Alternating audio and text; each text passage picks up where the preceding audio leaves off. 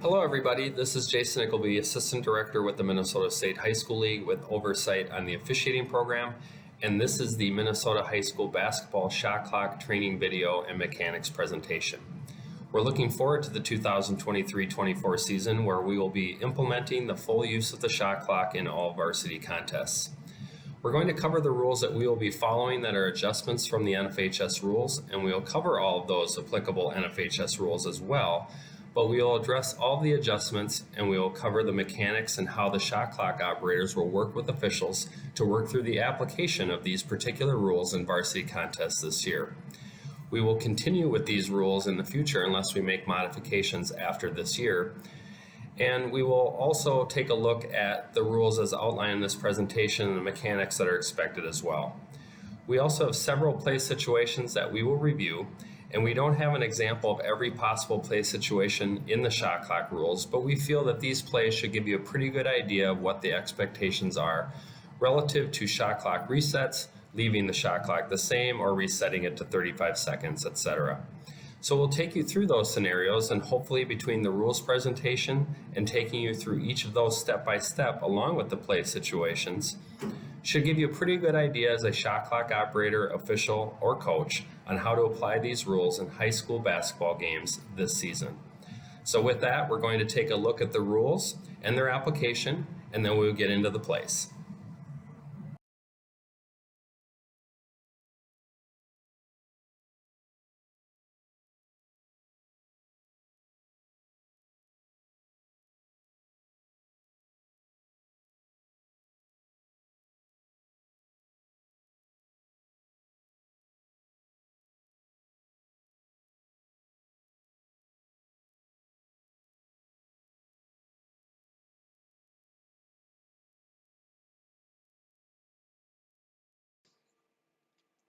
Just a reminder on the basic tenets of the NFHS shot clock rules that we will be following for all varsity contests in 2023-24 as outlined on page 74 through 76 of the NFHS rules book, with the modifications that will be covered later in this presentation. It can be used on lower level events provided that both schools agree and the officials are communicated with, and that all shot clock rules as outlined in this presentation are adhered to. The shot clocks must be mounted to the supports of the backboard. They cannot be placed in an alternative location such as on the floor or on the wall or another place in the gym. It must be located on the backboard supports. It must be affixed to those. And if not, if we don't have a system that's set up in that manner, then varsity contests cannot be played at that location. A separate shot clock operator must be available at the scoring table. The regular clock operator, the scorebook person, etc., cannot also run the shot clock. The shot clock is challenging enough for one person, so we need to make sure that only that person is doing it. And then an alternative must be available for malfunctions. So if the shot clock does not work, we need to have a stopwatch, a alternative clock that can be placed on the floor, something that's visible for the players to see as an option. We would use an air horn or another form of sound to alert everyone that there was a violation. We can use the regular game clock horn manually to indicate a shot clock violation if the regular shot clocks do not work. That is an option, but just make sure everyone knows that that is the case. And then finally, just a reminder that the shot clock horn itself does not stop play. If we do not have a violation that's called by the officials on the court, play should continue as normal, even if the shot clock horn does sound. So just a reminder on that we should play through the shot clock horn. The only thing that stops play would be if the officials do have a violation on the court.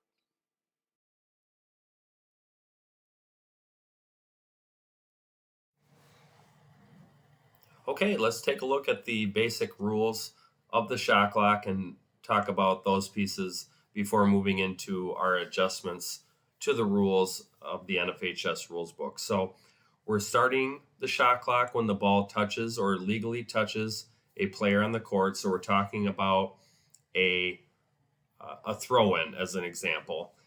The ball touches the player on the court. We're going to start the shot clock, assuming it's legally touched. Remember, if it's kicked, that's a violation. It's not a legal touch in that case. So we're talking about a throw-in as an example. When it's legally touched, we're going to start the shot clock. Something more common, when a team gains initial control after a jump ball or an unsuccessful try for goal. So we have the jump ball to start the game or overtime period, as well as anytime they miss a shot and the defense gets it and we're going the other way, we're going to start the shot clock at 35 at that time. And anytime there's a change in team control, typically talking about violations, offensive fouls, or unsuccessful tries, that's pretty much what we're talking about when it comes to that.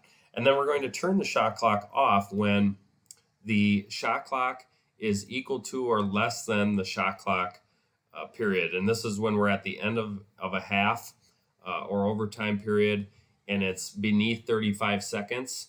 We would turn the shot clock off. But if we needed to reset it to 20 because we have an offensive rebound, we would need to turn the shot clock back on in that particular case.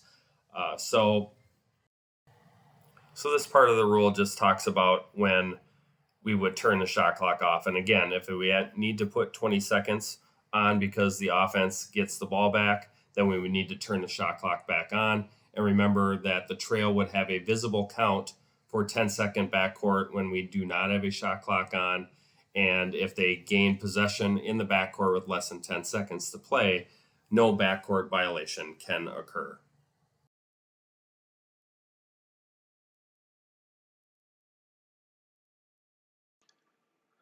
The following are some examples of when we would not reset the shot clock. So first, the ball is deflected out of bounds by the defense. Anytime, if it just gets hit out of bounds by the defense and we're going to resume with a throw-in, we will leave the shot clock as it is. And then if the defense causes a kicked ball violation in the front court, we're going to just leave it as it is. Shot clock is above 20 seconds. We're just going to leave it. And then if we have a player injury or contact lens or either team calls timeout, we're going to resume with a throw-in and leave the shot clock as it is at the time of the whistle. And then finally, any shot attempt that does not contact the ring or flange and results in a held ball and the alternating possession arrow favors the shooting team, we will leave the shot clock as it is. So example, we have a shot, we have an air ball, the shot clock should continue to run. We have a held ball in that immediate continuing action after that missed shot. We would leave the shot clock as it is because the arrow favors the shooting team. So these would all be instances where we would just leave the shot clock as it is.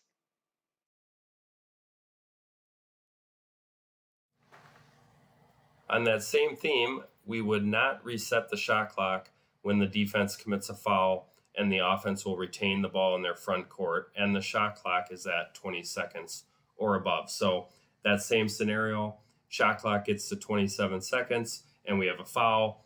We're just going to leave it at 27 and have a throw-in right there in the front court.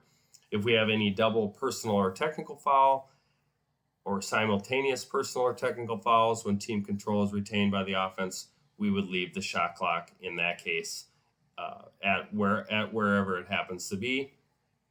And then if we have a defensive player that causes a held ball and the AP arrow favors the offense, we're just going to leave it at where it is. And then when we have an inadvertent whistle, so team control was already established, then we're just going to leave it because we're just going to give it back to the offense in that case. So these would all be scenarios where we would not reset the shot clock. We would just leave it at what it is at the time of the whistle.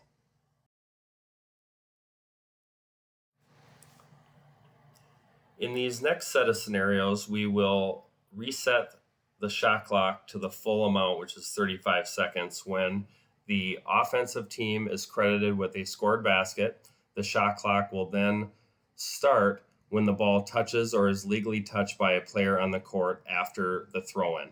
And then additionally, if we have a change in team control and the ball remains live, so for example, team is dribbling in their front court and they lose the ball and the defense picks it up and starts heading down court, we would reset it to 35 seconds. If we have a single personal foul that occurs in the backcourt, so they're pressing and they commit a foul, reset to 35. If we have a technical foul that's assessed, we're going to reset it to 35 because that will put the throw in at mid-court.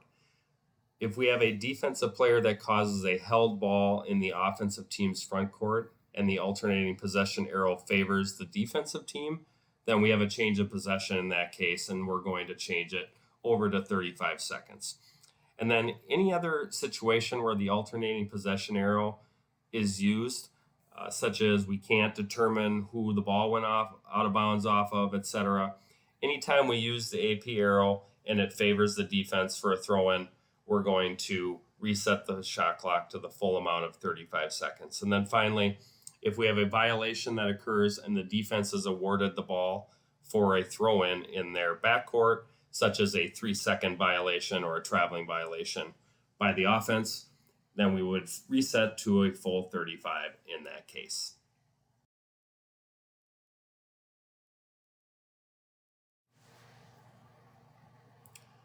In these cases, we will stop the shot clock and reset to 20 seconds or the time remaining on the shot clock, whichever is greater, when we have a personal foul committed by the defensive team prior to a try for goal which hits the ring or flange, and the ball is to be inbounded in the front court by the offense. So we have a foul that's committed and we do not have a shot yet. If it is below 20 seconds, we're going to reset the shot clock to 20 seconds. If it's at 27 seconds, we're going to leave it.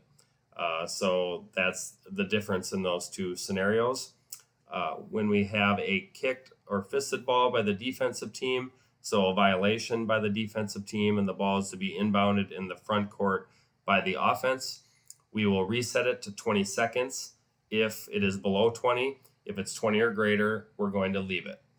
And then if we have an inadvertent whistle when there's no player or team possession and the AP arrow favors either team for a throw-in in its front court, we're going to leave the shot clock at where it is or reset to 20, whichever is greater.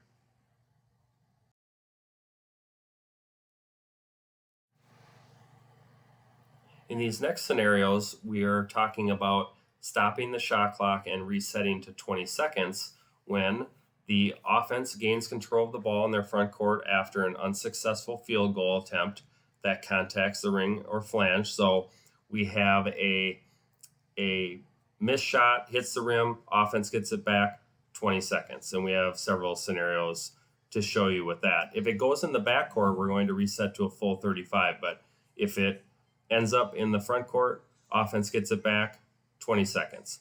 And that's regardless of where the shot clock happens to be when they take it. So if they take it at 27 seconds, hits the rim, misses, offense gets the rebound, 20-second reset. Second, offense gains control of the ball in their front court after an unsuccessful free throw. So same as a shot. If we have a missed free throw, it's going to remain in play and the shot clock will be set at 20 seconds.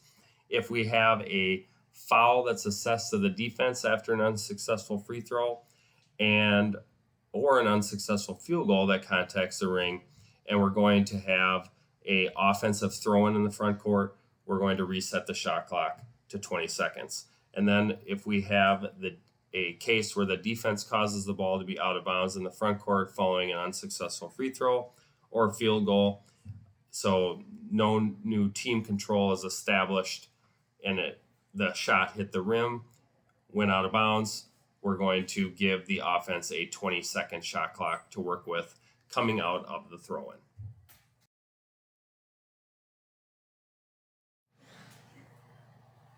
We will also stop the shot clock and reset to 20 seconds in the following situations. Next one would be if we have no team control and after the offense is awarded possession in their front court, when the alternating possession arrow favors the offense following an unsuccessful free throw that remains in play or an unsuccessful field goal that hits the rim. So we have a case where we have a shot attempt, hits the rim, they're scrambling for it, and we have a situation where we need to go to the arrow and we're going to give it back to the offense. We're going to put the shot clock at 20 seconds. If we have a violation with less than 20 seconds by the defense, less than 20 seconds to go, again, we're going to put the shot clock at 20 seconds. If we have a violation that occurs other than the opponent causing the ball to be out of bounds or kicking, then and the defense is awarded the ball in its front court, then in that case, we would put the shot clock at 20 seconds. So in that case, we have a case where the offense violates in their backcourt, such as a backcourt violation, and we're going to have a throw-in by the defense in their front court. That would be a 20-second shot clock because the offense has a throw-in in their front court. The shot clock would be set to 20 seconds. And then if we have a double personal foul and any one of those is intentional or flagrant and it's assessed against the offense and the defense gets possession in its front court, again, a foul that awards possession to the defense in their own front court, shot clock is set to 20 seconds. Just think of it as if the offense has it, in that case, the new offense has it in their front court, we're going to give it 20 seconds or give it 20 seconds. So whether it's the offense that just shot the ball and we're going to have a throw in on their front court, 20 seconds, or it ends up in the back court and now the defense ends up as the new offense and in their front court, we're going to put it at 20 seconds. So anytime the offense has a throw in their front court, we're going to reset the shot clock to 20 seconds. And finally, this last scenario, if we have a shot that contacts the rim and then is batted into the backcourt and out of bounds by the shooting team, and the ball is awarded to the other team, the defense, and they're going to have now a throw-in in their front court, as we just described, 20 seconds on the shot clock. So anytime there's a throw-in in the front court by the offense, we're going to have the shot clock set to 20 seconds.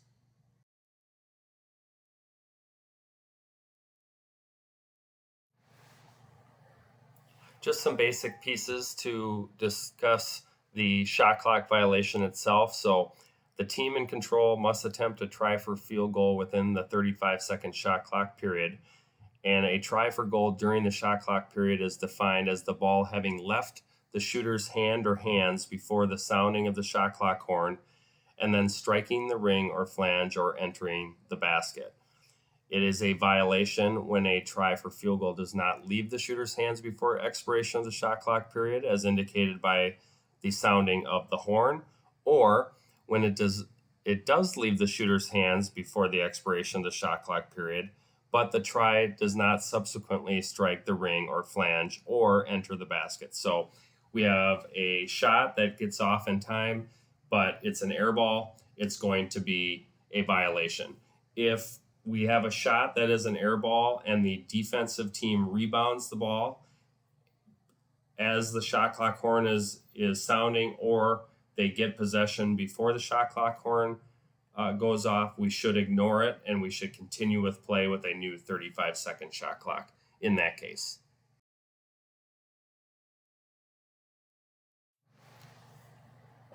In scenarios where we will reset the shot clock to the full 35-second, and we have a dead ball situation, so we have a case where we need it reset and it wasn't reset properly, we would indicate to the table as officials by using signal 20 in the Mechanics Illustrated, which is the twirling of the finger signal to indicate we would like the shot clock reset to the full 35 seconds. Most of the time, the shot clock operator is going to do this on their own. So if a missed shot, defense gets it, we're going back the other way. They're just going to reset to 35 when we go. We don't need to signal this every time there is a reset. But if we have a situation, a throw in, etc., where we need a reset and the shot clock operator hasn't done it, then this would be the signal that we would use to indicate that we would like a full 35 seconds placed on the shot clock.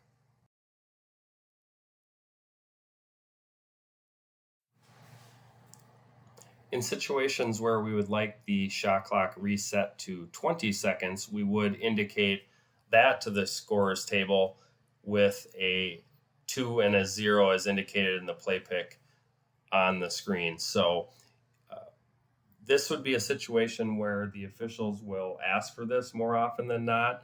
But again, if we have an offensive rebound and the offense is going to keep the ball in their front court and we need to reset the shot clock to 20 seconds, the shot clock operator should do that on their own. But if for some reason they don't, you can indicate to them that you want 20 seconds on the shot clock. Typically, we would stop the game, indicate 20 seconds, and then resume play with a throw-in. So this would be the signal that we would use anytime we'd like to indicate that we want 20 seconds placed on the shot clock.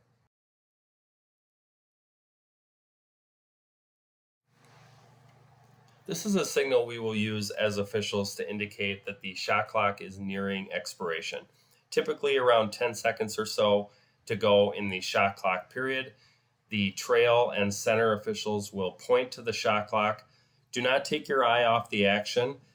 You're just pointing to the shot clock to indicate that a shot clock violation has potential because it's nearing expiration, and it just causes us all to lock in and be ready for the action that's going to take place. But this is the mechanic that we will use to indicate that the shot clock is nearing expiration by pointing at the shot clock from the trail and center positions. And again, do not take your eyes off the action. We're going to continue to officiate the matchup in front of us, but just having an awareness that the shot clock is counting down.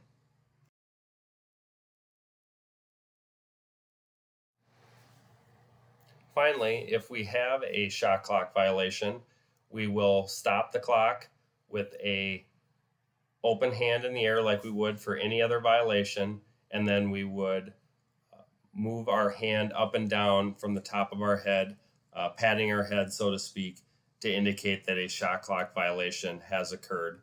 And then we would resume play with a throw-in as required by rule, depending on where it occurs on the court. So this is the signal we'll use to indicate we have a violation.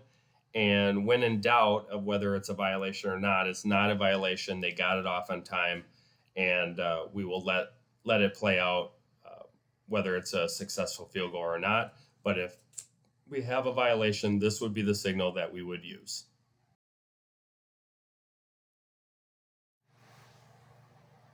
In situations where there is a timing error, which will happen quite a bit as we get going with this rule, there's going to be some growing pains and that learning curve. So we're going to work through it together as officials and timers to get these things right. But if we have a situation where the officials need to intervene, again, if there's any doubt about whether it is a violation or not, we're going to say it's not a violation. And same if we're in doubt of whether it hit the rim or not, we're going to say it hit the rim when in doubt. And then when we have a obvious mistake by the operator, such as failing to start, stop, or reset the shot clock, etc., or if we have a malfunction, then the officials can use definitive information relative to the mistake and malfunction and the time involved. So just like we would with a game clock, if we know definitively, it should have been 7 seconds off the shot clock and it should have been reset to 20, we'll take it down to 13, and then we'll have a throw in and we'll resume play. Something that officials should talk to the shot clock operator about is, do you have recall on the system? Recall allows the shot clock to be reset to whatever it was when the play was stopped. Sometimes that's really helpful to get it set to the correct time when there isn't definitive information by the officials or the scoring table. And then again, if we have the mercy rule, the 35-point rule in play, we will still use the shot clock as normal throughout the remainder of the game.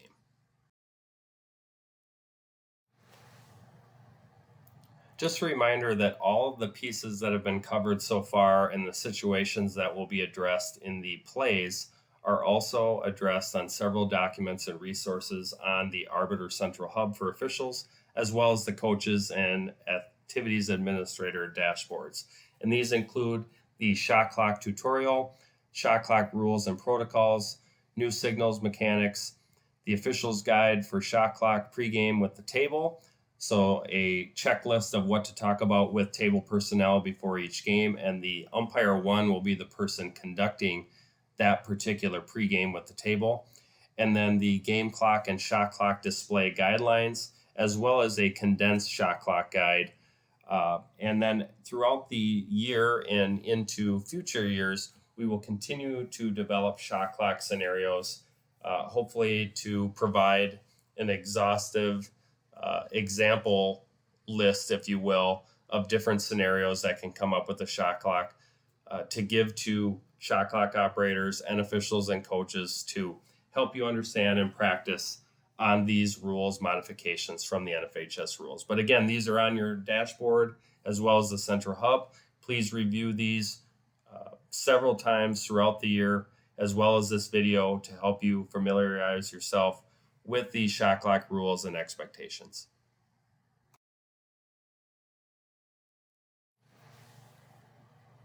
The last piece I will cover is a modification to NFHS rules that was passed by the board of directors at the June meeting, and that is the removal of the portion of the closely guarded rule regarding a ball handler that is dribbling. So NFHS rules allow for closely guarded count when a player in control of the ball in the team's front court is continuously guarded by an opponent who is within 6 feet of that player who is holding the ball, or dribbling in the case of NFHS rules. And the distance shall be measured from the forward foot or feet of the defender to the forward foot or feet of the ball handler. So the change here for Minnesota basketball is that there will no longer be a closely guarded count when the ball handler is dribbling. They can keep dribbling for the entire 35 seconds of the shot clock if they wanted, but as soon as they start holding the ball, then a closely guarded count can be started, provided that the defender is within 6 feet of the ball handler. So this is a change for Minnesota from NFHS rules.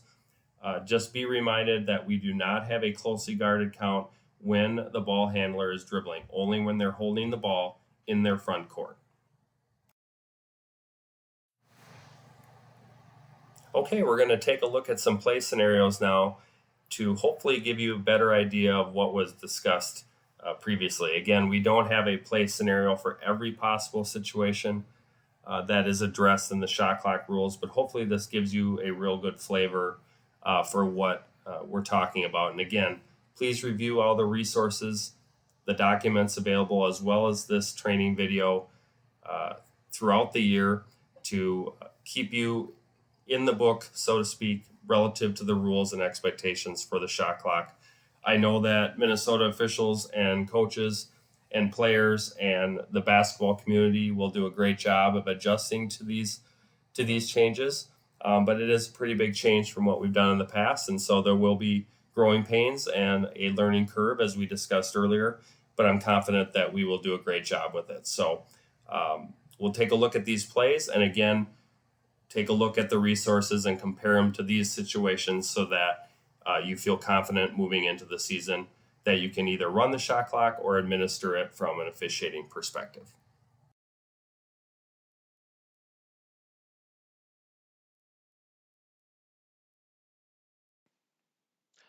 On this first one, we have a inbounds pass that is legally touched by the team in control, so we will start the shot clock at that point. as soon as it's touched. Then we come down and we have a quick shot, hits the rim, and there's a scramble for the rebound, and it goes out of bounds. Since we have an offensive team throwing in the front court, the shot clock will be set to 20 seconds. So seeing this play again, starting the 35-second shot clock when it is legally touched by the team in blue. They have a shot, hits the rim, shot clock will be turned off temporarily, scramble for the rebound. At this point, once we establish that we have an offensive team throw in, we will set the shot clock to 20 seconds. So a tip just to remember, anytime we have an offensive team throw in the front court, we will reset the shot clock to 20 seconds after a missed shot attempt.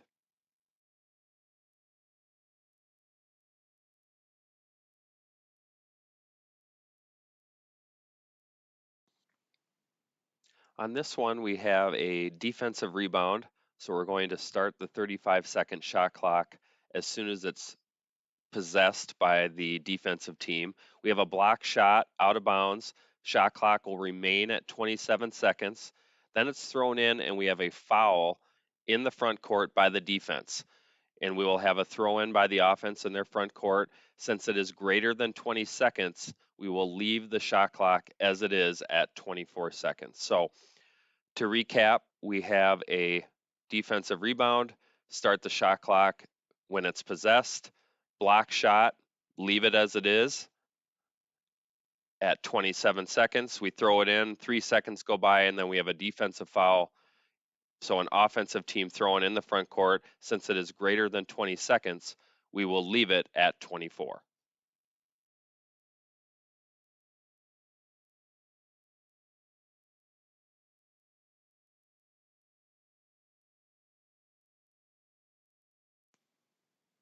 On this one, we have a throw in the backcourt, legally touched by number 1, and then we have a loose ball that results in a held ball at 31 seconds on the shot clock. In this case, the AP arrow favors the defense, so we're going to have a throw in the front court for the offense, which means the shot clock will be set to 20 seconds, as you see on the screen. If the arrow would have favored the offensive team, the team in red, we would have kept the shot clock at 31 seconds.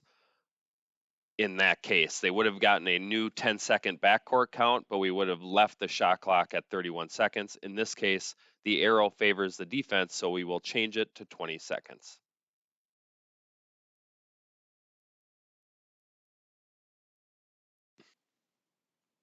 On this play, we're picking up the play with the shot clock already in progress, and we're going to have an offensive foul called in the front court. So we're going to have a throw in for the defensive team in their backcourt, which means we will set the shot clock to 35 seconds. So if we're throwing in for the opposing team in the backcourt, they will get the full 35. If they throw in the front court, it will be 20 seconds.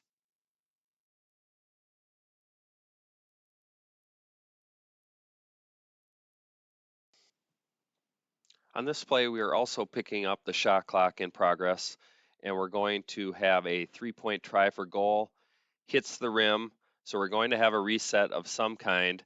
The defense gets the rebound temporarily, and there is a foul by the new defensive team, the former offensive team, which means we will set the shot clock to 35 seconds since we have a throw in the backcourt for the new offense. So in this case, foul off of the offensive rebound by the former offensive team means we'll have a throw in for the defense in the backcourt, and we will reset the shot clock to a full 35 seconds.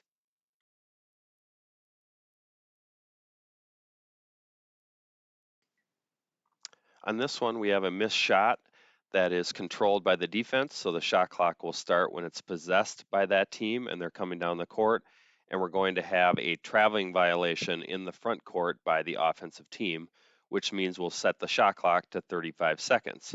So again, we have a rebound coming up the court, offensive violation in the front court. We will set the shot clock to 35 seconds in this case.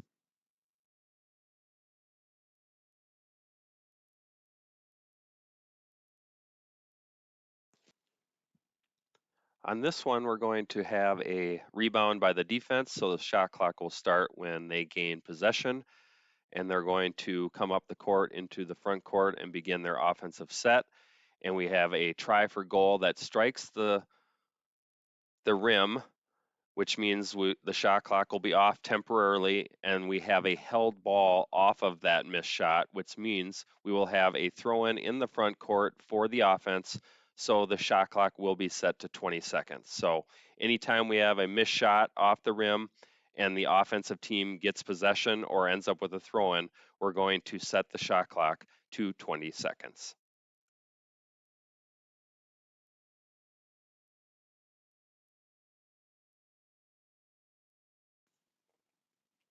On this one, we have a free throw attempt that is missed and rebounded by the defensive team. So the 35-second shot clock will begin when it is possessed. And remember, we're keeping track of the backcourt count using the shot clock, so we need to make sure it starts properly. It will continue to run here as they go through their offensive set, and then the dribbler is going to go to the basket and attempt to try for goal that only strikes the backboard and does not strike the rim, so therefore we should not have a reset on this play. So it should continue to run until we have a shot attempt that hits the rim or it goes out of bounds, and we would stop it and leave it at that point. But in this case, we have a shot attempt that does not hit the rim. It should continue to run, and then when it does eventually hit the rim, we would reset it to either 20 or 35, depending on how the play turns out. In this case, we have a made basket, so we would reset to 35 for the new throw-in.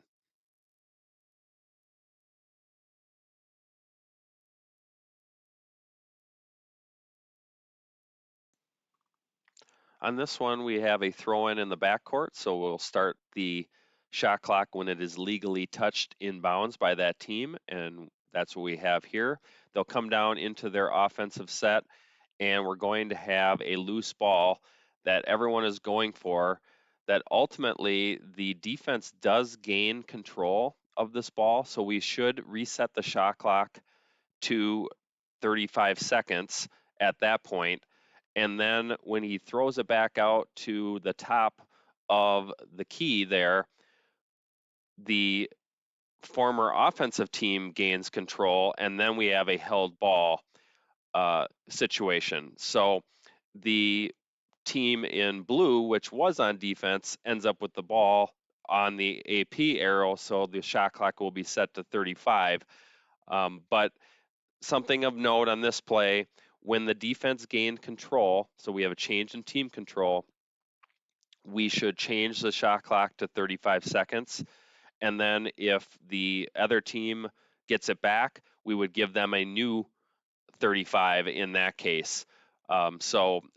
Unusual situation here, but as soon as the defense gets control, 35 seconds. If you're the shot clock operator and you're not sure, just leave it run, and the officials can always ask for a full reset by indicating a twirl of the finger, or they can set it to something else that they want by telling you at that time. But keep an eye on changes of possession, change of team control, and we would give a full 35 in this particular case.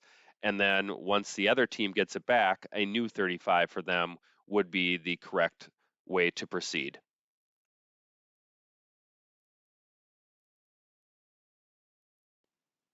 On this one, we have a throw in at midcourt to start the second half. So the shot clock will start when it is legally touched, as it is here. And then we will continue into the front court. And eventually we will have a shot attempt that strikes the rim, and now there's a scramble for the rebound. We don't really have possession by anyone, and ultimately a foul is called against the defense. So we will have a throw-in for the offensive team in their front court, which means the shot clock will be set to 20 seconds. So again, anytime we have a missed shot attempt that hits the rim, and then subsequently there is a offensive rebound, so they gain team control again, or we have a throw in for the offense in the front court, we will set the shot clock to 20 seconds in those cases.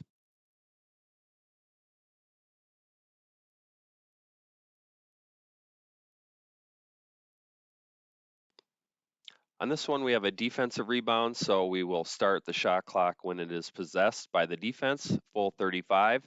Come down, we have a really quick shot, hits the rim at 27 seconds, and there is a foul on the defense on the rebound. So even though the shot clock was above 20 seconds, because we have a foul on the defense and we will have a throw-in for the offense after a shot that hit the rim, we will set the shot clock to 20 seconds in this case. So again, even though it was above 20 seconds, we have a shot that hit the rim and we have a subsequent offensive throw-in off of a foul, so we will set the shot clock to 20 seconds.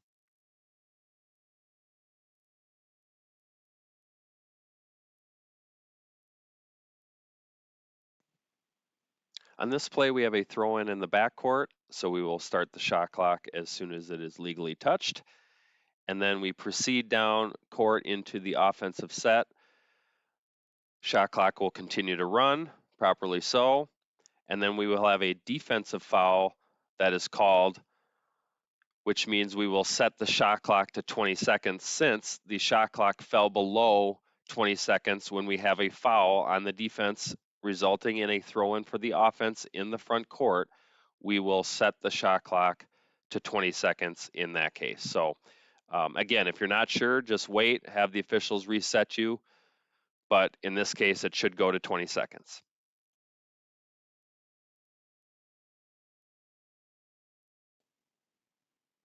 On this one, we have a missed shot that is rebounded by the defense. So we will start the shot clock at 35 when it is controlled by that team. Then we come down, they have a quick shot attempt and it's blocked. And subsequently, the defensive player steps out of bounds while touching the ball. So the shot clock should remain at 24 seconds, which is what it was when the whistle was blown. So they will have a throw in with 24 seconds on the shot clock. But if this defensive player had gained control inbounds and then threw the ball out or then stepped out of bounds, we would give a 20-second shot clock to the offensive team for their throw in that case. In this case, no change of team control, no shot that hits the rim, so therefore the shot clock will remain at 24 seconds.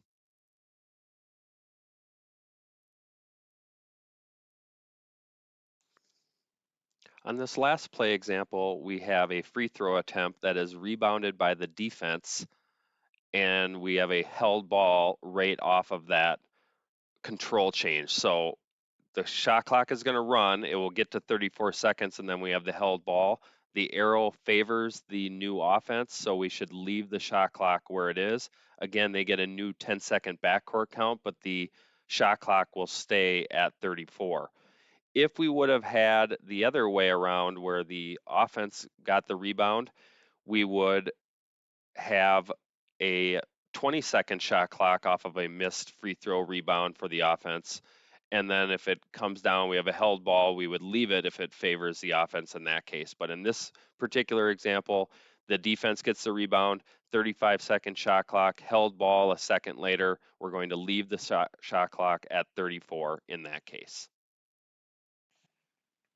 Okay, that will do it for the MSHSL shot clock training video.